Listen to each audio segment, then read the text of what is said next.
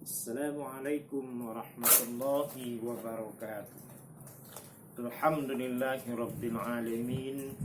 Hamdan syakirin, hamdan na'imin, hamdan yuwafi ni'amahu wa yukafil mazidah.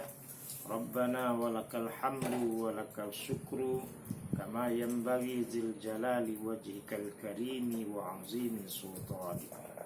Ashhadu an la ilaha illallah wahdahu la syarika lah wa ashhadu anna sayyidana Muhammadar Rasulullah la nabiyya ba'dah. Faqala Allah ta'ala fil Qur'anil Karim, a'udzu billahi minasy syaithanir rajim. Bismillahirrahmanirrahim. Qaulun ma'rufun wa maghfiratun khairum min shadaqatin yasba'uha adza. Wallahu ghaniyyun halim. Shadaqallahul azim.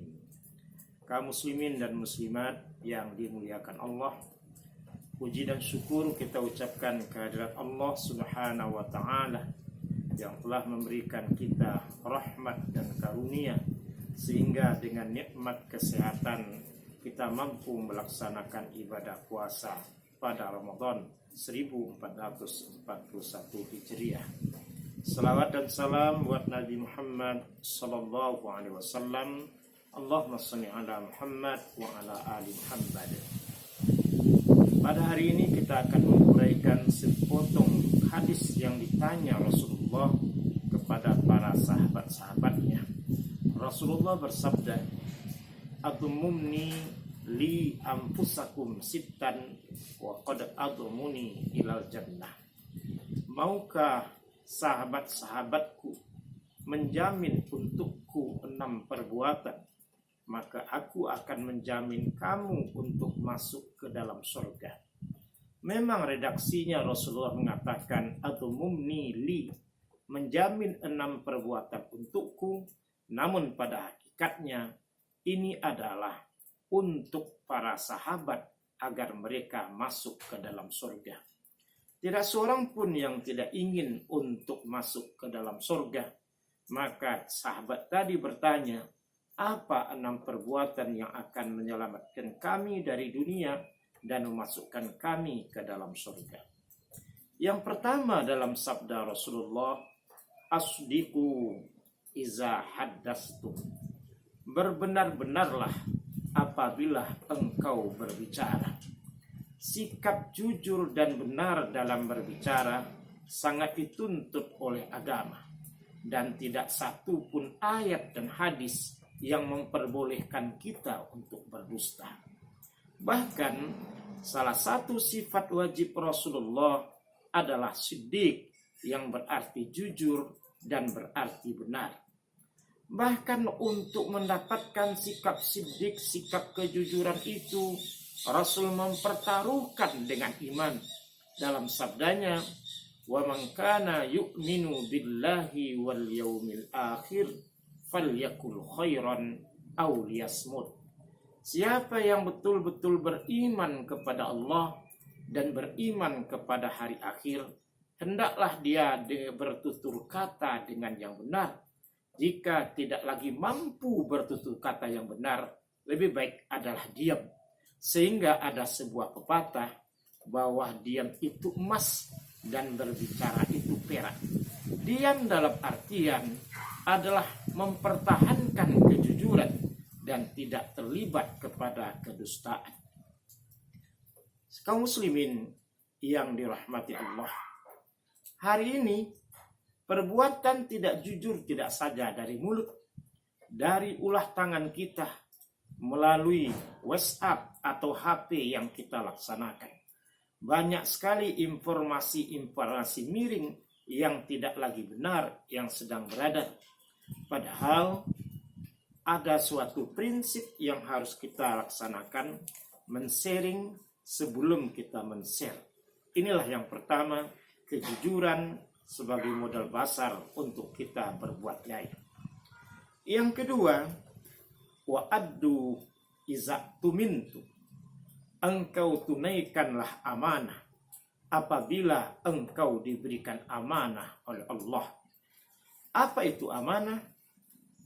Al-amanah ma yu'tamanu alaihi, bahwa yang dikatakan amanah apa yang dipercayakan oleh orang lain kepada kita. Maka dalam kejadian amanah, Rasul membagi 3 ketika dalam menafsirkan ayat Al-Quran. Ya ayyuhallazina amanu, hai orang-orang yang beriman, apabila engkau diberi amanah, berilah amanah kepada orang yang berhak untuk melaksanakannya. Pertama, amanatun nas ma'a rabbi, amanah yang harus kita laksanakan kepada Rabb kita, kepada Allah Subhanahu wa ta'ala. Apa amanah yang Allah berikan kepada kita? Amanah hidup dan kehidupan yang akan kita pertanggungjawabkan di hadapan Allah Subhanahu wa ta'ala. Sadarilah bahwa usia, bahwa kekuatan, apa yang kita raih dari Allah sampai dengan rezeki yang Allah anugerahkan kepada kita akan dipertanggungjawabkan di sisi Allah. Yang kedua, amanatun nas ma'a ahli, amanah Allah yang Allah berikan kepada manusia berupa keluarga, bahwa istri dan anak adalah amanah, sehingga kita akan mempertanggungjawabkan di ukhrawi kelak. Maka diistilahkan oleh orang Minangkabau dengan ungkapan beristri itu babini, bebanku ini seakan jiwa yang satu menjadi 2 dan menjadi beberapa orang lagi. Yang ketiga, amanatun nas ma'a ghairihi, amanah yang dititipkan Allah melalui orang lain. Apa kita diangkat menjadi ketua, menjadi kepala, mulai dari yang kecil, dari kepala rumah tangga, mungkin kepala RT, menjadi camat, menjadi bupati, menjadi gubernur, sampai menjadi presiden. Semua itu amanah yang nantinya akan dipertanggungjawabkan di sisi Allah. Makanya Umar bin Khattab ketika diangkat menjadi khalifah, dia berkata, inna lillah wa inna ilaihi raji'un. Sesungguhnya ini datang dari Allah dan suatu saat pasti akan kembali kepada Allah. Begitulah dia hati-hati dalam melaksanakan amanah tersebut. Kaum muslimin yang berbahagia. Yang ketiga, wa aufu iza wa'adtu. Ketiga, Allah tuntut kepada kita, penuhilah janji apabila kita berjanji kepada Allah. Terkadang kita murah berjanji, yang sulit itu adalah menepati janji. Kalau kita hayati, setidaknya ada beberapa janji yang sudah kita ungkapkan dalam kehidupan kita. Yang pertama, ahdun lit-ta'ah, janji untuk berbuat taat kepada Allah Subhanahu wa ta'ala. Dalam kajian-kajian ilmiah, bahwa ketika kita berumur atau berusia 120 hari dalam rahim ibunda kita, di situ mulailah kita berjanji. Wa iz akhaza min bani adama min zuhurihim wa ashhadahum li anfusihim alastu bi rabbikum qalu bala syahidna. Dan ingatlah ketika Allah berjanji dengan ruh kita, ketika kita tidak punya daya, lemah gemulai dalam rahim ibunda kita, Allah bertanya, alastu bi rabbikum, akankah engkau mengakui aku ini Rabbmu, engkau patuh kepadaku selaku Rabbmu? Dan kita menjawab, qalu bala syahidna, kami berjanji dan kami akan menepati janji. Kaum muslimin, kita lihatlah janji itu dalam kehidupan dunia kita. Makanya ketika bayi yang baru saja lahir diazankan bagi laki-laki dan diiqamatkan bagi perempuan, yang lumrahnya sang bayi akan menangis, seakan-akan dia berkata betapa beratnya janji yang akan ditepati kepada Allah Subhanahu wa ta'ala. Begitu juga ketika dia diakikahkan, diajak untuk pendidikan agama, dengan hakikatnya adalah mengingatkan janji berbuat taat kepada Allah. Sekarang kita lihat sejauh mana seorang mampu mematuhi janji buat taat kepada Allah. Kita ambil skop yang paling kecil dalam keluarga kita. Apakah semua isi keluarga kita masih taat kepada Allah? Atau kadangkala ketika kita pergi ke masjid, dia pergi ke tempat lain untuk melupakan Allah Subhanahu wa ta'ala. Jangan kita sampai ternina-bobokkan dengan lagu orang lain yang bertanya tentang anak orang. Sekarang mari kita iqra kitab, membaca keluarga kita sebagaimana berbuat taat kepada Allah Subhanahu wa ta'ala. Ini janji yang pertama, janji untuk berbuat taat. Dan apabila kita berjanji sesama manusia, maka ungkapan yang lazim kita laksanakan adalah mengungkapkan kata insya Allah. Andai kata Allah menghendaki. Kata insya Allah sebenarnya adalah terhadap janji yang kita sudah punya keinginan untuk menepati janji tersebut. Manakala sebuah janji dengan orang lain dan kita sudah bermaksud untuk tidak menghadiri janji itu, lebih baik dengan jujur kita mengatakan kata maaf saya untuk tidak hadir. Maka kata insya Allah adalah janji terhadap Allah Subhanahu wa ta'ala. Ini yang ketiga. Yang keempat, waghuddu absarahum, dan yang kelima, wahfazu furujahum. Kedua hal ini sangat menyangkut.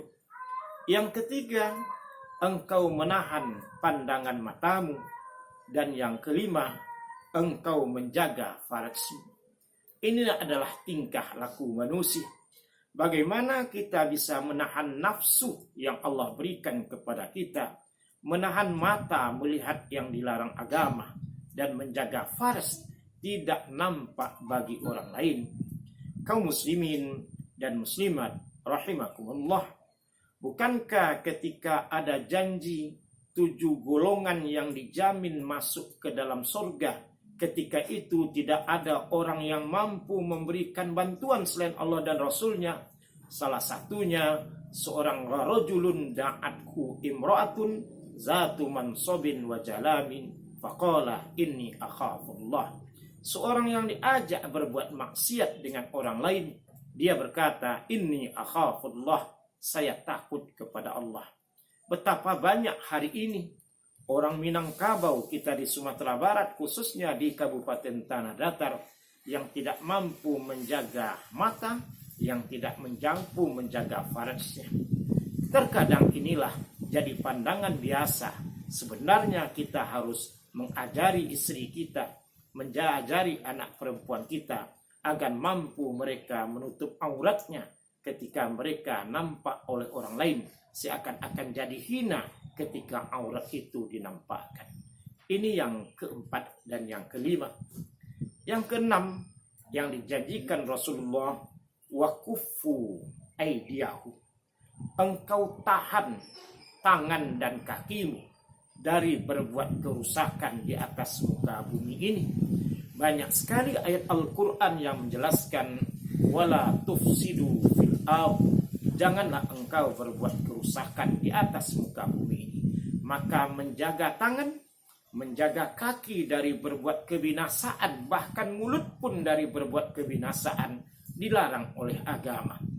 Inilah yang Allah ungkapkan dalam sabdanya tadi. Jaminlah untukku 6 perbuatan, aku akan menjaminmu untuk masuk ke dalam surga. Semoga ayah dan bunda, adik dan kakak, handai dan tolan, kaum muslimin dan muslimat yang mendengarkan, kita perbaiki diri kita. Kita semua ingin untuk masuk ke dalam surga. Mari jujur dalam berbicara, karena jujur itu adalah akhlak seorang muslim. Yang kedua, tunaikan amanah, karena amanah akan diperiksa di sisi Allah. Ketiga, tepati janji, karena janji adalah sebuah ungkapan yang kita ungkapkan agar mampu kita tepati. Tahan mata, pelihara farj, dan tahan tangan dan kaki kita dari berbuat kerusakan. Mari kita melaksanakan bersama-sama kita raih bulan mulia ini untuk mendapatkan ampunan Allah Subhanahu wa taala. Terima kasih. Wabillahi taufik wal hidayah. Wassalamualaikum warahmatullahi wabarakatuh.